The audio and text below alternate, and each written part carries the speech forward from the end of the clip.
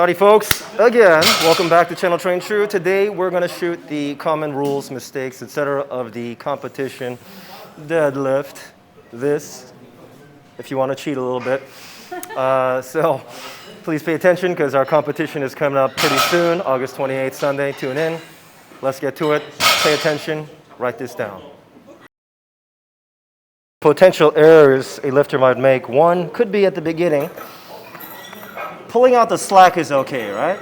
Like this moment, that's fine. But if I were to somehow do this, and the bar went up and the plates went off the ground in any way, that counts as the beginning of your lift. So if I did this, and then I lifted it, it doesn't matter if this part is good. That's my second attempt at the lift.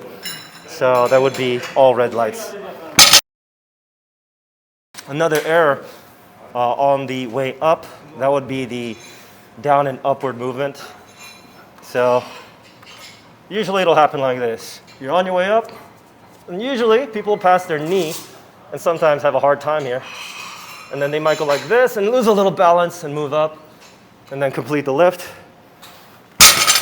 That'll still be 3 wedge. A very minor thing that some people might think is illegal, but it's actually fine. So you initiate your lift and you complete it. If you see my knees are locked, my hips are forward, and then my shoulders here. This is not a good lift yet. I would have to put my shoulders back, right?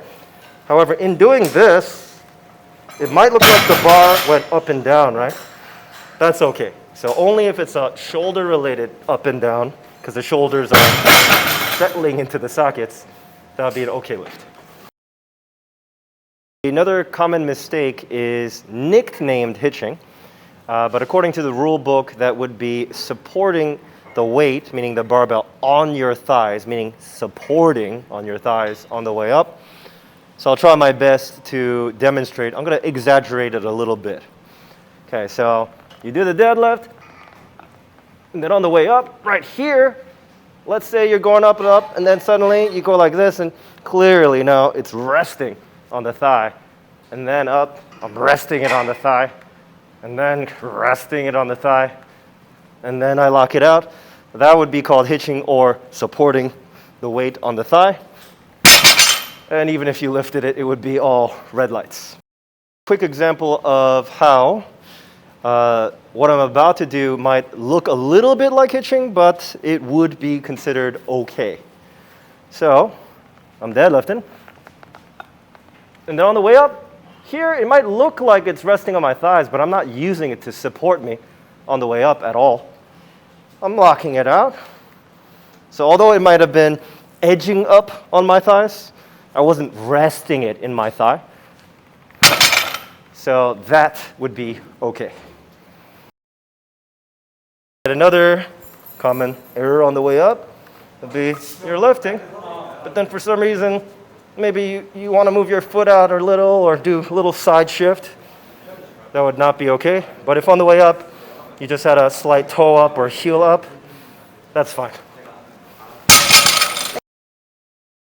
The most common error, probably besides down, up, or hitching, is the lockout.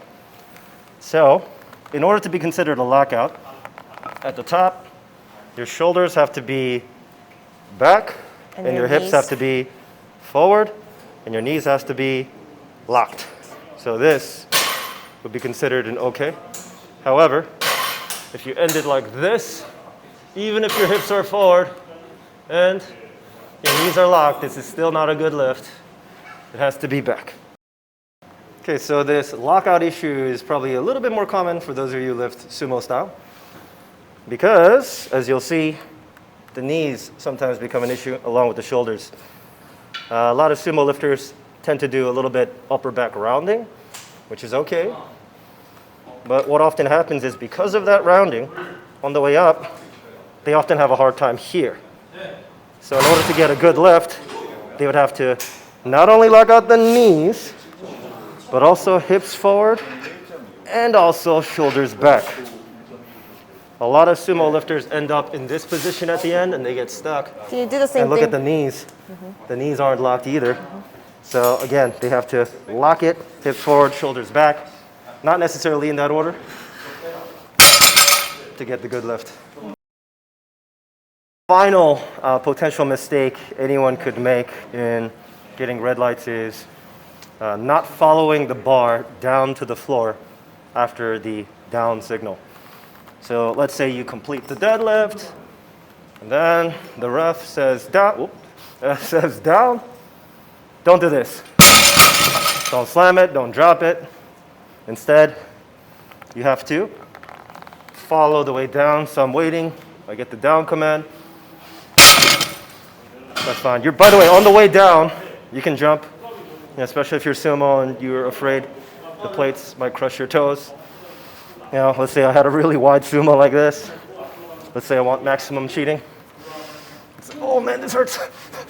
Yeah. Let's say I want to follow the bar down. I'm kind of scared. Down. On the way down, I could do something like this. My feet came in. That's fine.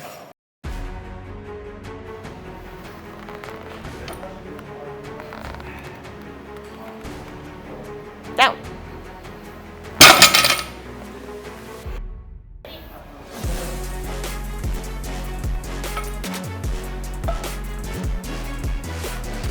Down.